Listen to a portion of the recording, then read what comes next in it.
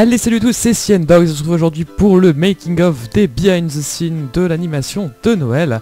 Et on va voir aujourd'hui comment j'ai transformé cette petite animation de Noël que j'ai sorti justement le 25 décembre. Comment je l'ai transformé en des animations dérivées de ce type là. Voilà, donc aujourd'hui un making of sur beaucoup de modélisation puisque l'animation je l'ai pas changé, vous vous en doutez bien. Donc j'ai repris ma scène de base, j'ai supprimé tout ce qui était décorum autour, c'est-à-dire les lumières, le sol et le fond, l'arrière-plan qui est là. D'ailleurs, si vous voulez savoir comment on fait pour avoir un beau fond blanc comme ça, tout clean, tout propre, vous faites tout simplement un sol et un arrière-plan avec la même texture, et sur le sol vous appliquez une propriété rendue où vous décochez des ombres propres et vous cochez composition avec le fond. Comme ça vous aurez un fond et un arrière-plan qui se confondent en fait, voilà, tout simplement. Donc j'ai supprimé tout ça et j'ai commencé à remodéliser tout autour le décor.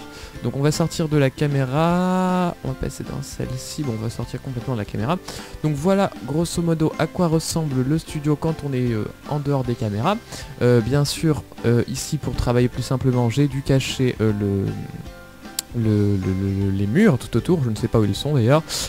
Par exemple ici, voilà, ça c'est les murs tout autour, donc j'ai juste mis une texture de parpaing simple, histoire de pas avoir quelque chose de trop uni. Et on va commencer... Donc là vous voyez c'est tout ce que j'avais récupéré de l'ancienne animation. On va commencer par le fond vert, je pense qu'il peut être intéressant. Alors le fond vert, déjà on va cacher tout ce merdier. Voilà. Le fond vert c'est assez simple, j'ai pris ici, vous voyez, un plan que j'ai déformé, alors on va décocher ça, voilà, donc j'ai un plan que j'ai déformé avec une incurvation afin qu'il fasse un joli truc comme ça, comme s'il était suspendu, et puis je l'ai mis dans un herbs, histoire d'avoir quelque chose de plus tissu, et je lui ai fait un petit truc pour le suspendre avec juste des cylindres et des citernes pour faire les pieds, rien de très compliqué. Et ici la partie intéressante c'est que vous voyez que quand je fais play, je sais pas, à mon avis ça va ramouiller, ça va encore, donc vous voyez que quand je fais play le tissu bouge un petit peu, alors forcément sur l'animation ça se voit pas beaucoup mais ça donne un petit effet réaliste comme ça. Pour faire ça j'ai tout simplement utilisé un déplaceur, donc c'est un déformateur, vous le trouvez au même endroit que l'incurvation, quelque part ici, voilà. Donc j'ai mis un déplaceur dans le plan. Le déplaceur, je lui ai mis une texture, en l'occurrence un cyclone que j'ai un petit peu bidouillé. Et donc en fait la texture est animée et elle va déplacer le maillage en fonction de la texture. Donc voilà, tout simplement. Et pour éviter que le déplaceur en fait déplace aussi ce qui était au sol, puisque moi je veux qu'il déplace juste ce qui est suspendu et pas ce qui est au sol, sinon ça va rendre bizarre. Vous voyez qu'ici j'ai rajouté une atténuation en mode boîte. Donc le déplaceur va juste s'appliquer sur la partie qui est suspendue et pas la partie qui est au sol. Voilà comment j'ai fait pour avoir mon effet tissu sur mon fond vert, sans avoir fait une grosse simulation de tissu. Ensuite, qu'est-ce que j'ai rajouté d'autre? Alors, on va partir du bas. Donc le sol, ça c'est simple, les murs je vous ai montré aussi.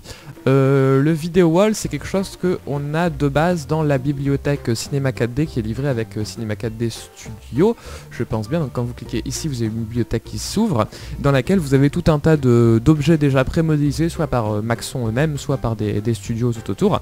Et vous avez même des textures, et qui permettent en fait tout simplement de remplir une scène plus simplement que de tout modéliser. Par exemple, vous voyez ici dans Broadcast, j'ai 3D Objects. Et je peux aller chercher dans technologie, on va retrouver le vidéo wall que j'ai utilisé. Vous avez plein d'autres choses, des téléphones portables, des laptops, tout un tas de choses que vous pourrez utiliser. Donc ici j'ai utilisé un mur vidéo avec 6 écrans. Comme ça, puisqu'on a ici des petites propriétés qui permettent de le modifier. Et on en parlera tout à l'heure de comment j'ai fait pour afficher la vidéo dedans.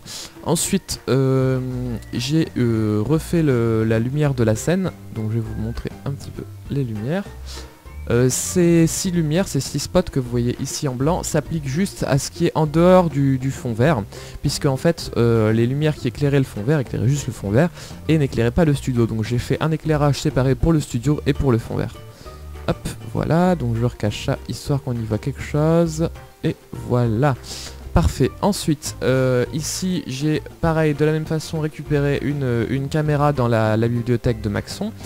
Et je l'ai modifié parce qu'en fait c'était un tout petit caméra, une toute petite caméscope portable dégueulasse. Je l'ai modifié pour qu'il soit un peu plus grand et à l'avant je lui ai fait une sorte d'objectif histoire que ça fasse un peu plus caméra professionnelle. Et voilà, ensuite j'ai mis mon perso, vous voyez qui est ici. J'ai mis un petit trépied en dessous que je vais modéliser assez rapidement. Ensuite, on va faire ça plutôt dans l'ordre. Qu'est-ce qu'on a? Les pieds, non, ça je parlerai tout à l'heure, ça je parlerai tout à l'heure. Ça pareil, ici vous voyez le clap, ici qui est là.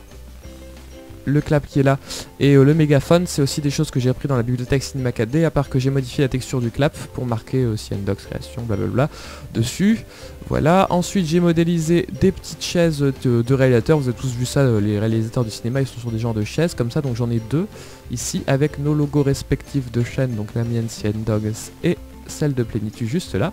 On a justement Plenitus qui est au-dessus de sa chaise qui est en train de regarder les écrans, sur lequel, j'en parlais tout de suite, j'affiche en fait une texture qui va être ce que voit une caméra. Donc vous voyez que si je fais un rendu ici, j'ai bien dans mon écran la scène que j'ai en fait derrière là. Donc comment j'ai fait ça? Il y a une technique qui consisterait à placer une caméra dans ma scène, à faire le rendu en entier et de poster un fichier vidéo dans la texture, mais ça me fait faire un rendu en plus. Donc pour éviter un rendu en plus, ce que j'ai fait c'est que dans mon mur, si je le retrouve, il est là, voilà, ça doit être celle-là.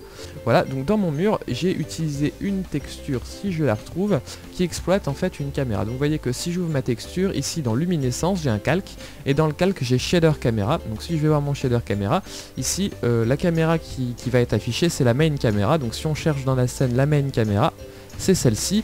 Et donc attendez, si je remets bien ma vue ça va aller mieux. Donc le vidéo wall va afficher en fait en direct ce que voit cette caméra.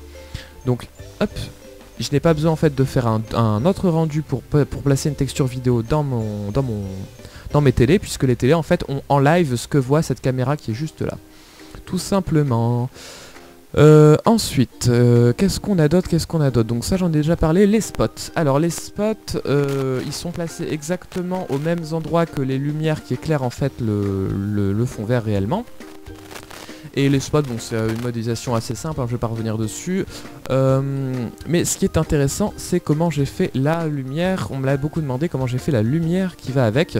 La lumière un petit peu effet... bon, je vais en faire rapidement un petit bout pour vous montrer. Voilà, donc cet effet un petit peu de lumière justement qui se dégrade. Et puis quand on est face au spot, on a également un espèce de halo à l'intérieur. Alors comment j'ai fait ça? Tout simplement dans lumière, donc déjà je lui donnais une couleur. Le type c'est un spot pour éviter que la lumière éclaire tout et n'importe quoi. Et j'ai mis une lumière visible volumétrique. Donc ensuite dans les détails ça on s'en fout. Dans la visibilité, ici j'ai réglé en fait la distance interne et la distance externe, c'est ce qui va faire en fait mon dégradé. Donc ça c'est juste pour l'effet de dégradé là comme ça. Ensuite j'ai augmenté la poussière, ce qui fait que ma raie de lumière en fait n'est pas toute plate. Il y a des petites poussières dedans, voilà, tout simplement. Et ensuite, ici, dans lentille, j'ai ajouté... Alors, c'est pas ici, je ne pense pas. Voilà, je l'ai rajouté une lumière, en fait, à l'intérieur pour faire la lentille. Et la lentille, c'est juste ce qui va faire que, quand on va passer devant cette lumière, on va avoir, en fait, parce que là, vous voyez ça, c'est sans la lentille. Donc c'est un petit peu plat, et quand on rajoute la lentille on a tout de suite un effet de soleil comme ça. Et donc j'ai juste rajouté une lentille personnalisée, donc on peut aller voir ce qu'il y a dedans. Il n'y a pas grand chose, il y a juste deux éléments, voilà, qui permettent en fait d'avoir cette lentille qui est à l'intérieur du spot, et quand on passe devant le spot ça éclaire. Donc je récapitule rapidement, on a une lumière visible volumétrique où j'ai réglé à peu près bien avec de la poussière, et une autre lumière qui elle n'est pas visible et dans lequel j'ai une lentille. Voilà comment on fait donc ces effets de projecteur de lumière, de spot de lumière. Ensuite, qu'est-ce qu'on a d'autre? Ça c'est les pieds des projecteurs de lumière, donc de la même façon j'utilise des cylindres et une citerne, et le sol coupe en fait la citerne, donc on voit pas la fin.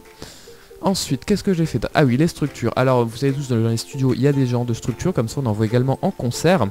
Donc ce que j'ai utilisé pour faire ça, ce qui est assez simple en fait, c'est que vous voyez ici, on va prendre cette structure-là. On va zoomer dessus, pouf, voilà. Si j'enlève en fait mon réseau, si je décoche ça, voilà, j'ai tout simplement un polygone. Donc j'ai créé un cube, je lui ai mis quelques subdivisions, et ensuite j'ai tout sélectionné et j'ai fait fonction convertir en triangle. Ce qui me donne en fait ce maillage là en fait avec des triangles comme ça qui sont croisés régulièrement. Et ensuite j'ai mis le tout dans un réseau d'atomes. Hop, j'active mon réseau d'atomes. Et mon réseau d'atomes, je peux régler la taille des cylindres. Donc la taille, en fait le réseau d'atomes va convertir chaque trait de mon polygone en petits tubes comme ça. Et les points il va les convertir en sphères. Donc évidemment là les sphères je les ai mis de la même taille, mais si je les augmente vous voyez que, hop, encore plus, on va mettre 10 par exemple. Vous voyez qu'ici on a nos sphères, donc je peux le subdiviser plus. Moi j'ai évité de trop le subdiviser pour éviter d'avoir un taux de rendu trop long. Et donc voilà comment j'ai fait ces petites poutres en métal. Donc vous voyez ici tous les trucs sans les réseaux d'atomes. Et puis avec les réseaux d'atomes ça donne ça, voilà.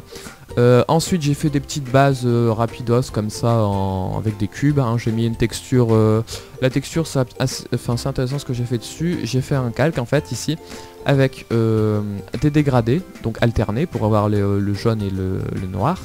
Et j'ai également mis un obscurcir avec un effet de rouille comme ça, ce qui me permet d'avoir cet effet un petit peu de cassage sur les pieds des structures. Ensuite, donc le Movie Club et le mégaphone, j'en ai déjà parlé. Les chaises, j'en ai déjà parlé.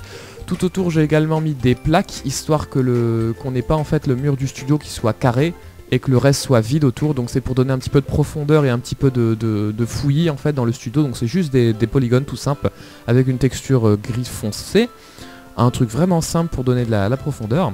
Et ensuite là j'ai mis tout un tas de trucs de rangement. Donc j'ai modélisé 2 malles différentes. J'en ai une qui est plus type rangement comment je veux dire ça, rangement de matériel. Et ici les racks qu'on voit dans les concerts, donc avec les petits coins comme ça. Et puis la texture que j'ai plus ou moins mise à l'échelle et copié-collé un petit peu partout, histoire de donner un petit effet dérangé au studio. Et enfin, ce qui ajoute vraiment la touche finale au studio, je trouve, c'est tous les fils qui traînent. Alors pour faire tous les fils, on va commencer par parler d'ailleurs de celui-là, qui est hop, là. Donc pour faire celui-là, j'ai utilisé 2 spirales, qui sont ici et ici, que j'ai mis, vous pouvez voir, quand je les active, elles sont juste là, que j'ai mis à peu près l'une dans l'autre, et où j'ai extrudé un cercle tout autour des spirales.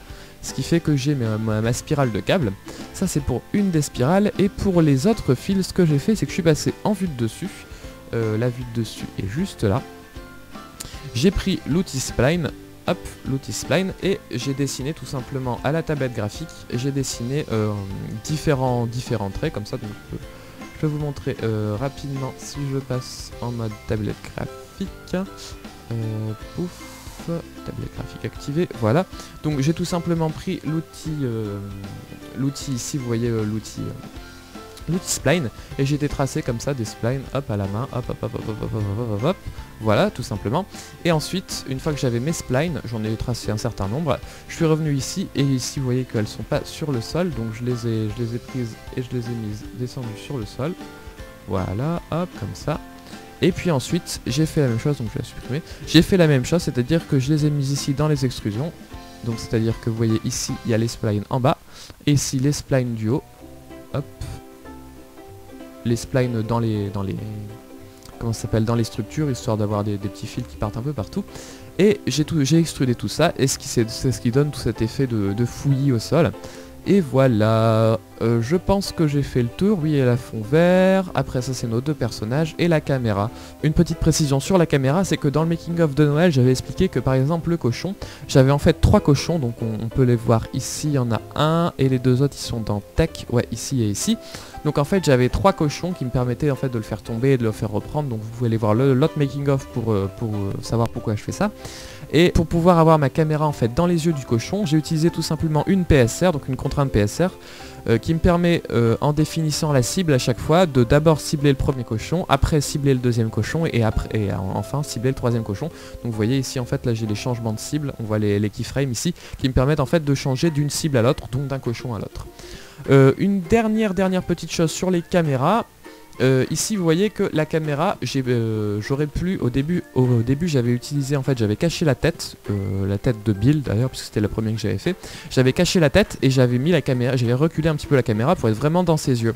Mais le problème de ça c'est que comme j'avais caché la tête, sur mon écran ici, l'écran de plénitude, j'avais en fait tout simplement le Bill sans tête qui se baladait et on voyait qu'il n'avait pas de tête, puisque en fait l'écran affichait en direct live la caméra qui est là. Donc du coup, pour éviter ce problème, j'ai réaffiché la tête et j'ai avancé la caméra juste devant.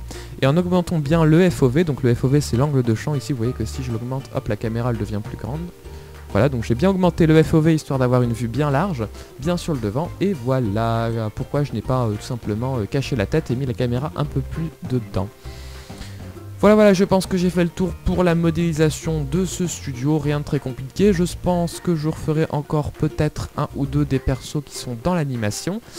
Et voilà, sinon au niveau du montage d'ailleurs de cette chose là, il n'y a rien de très impressionnant, hein. J'ai juste fait un petit peu de sound design et j'ai mis le rendu directement dans Vegas. Voilà, donc si vous avez des questions, n'hésitez pas à les poser dans les commentaires et on se retrouve bientôt. Allez, salut à tous, c'était CN Dogs.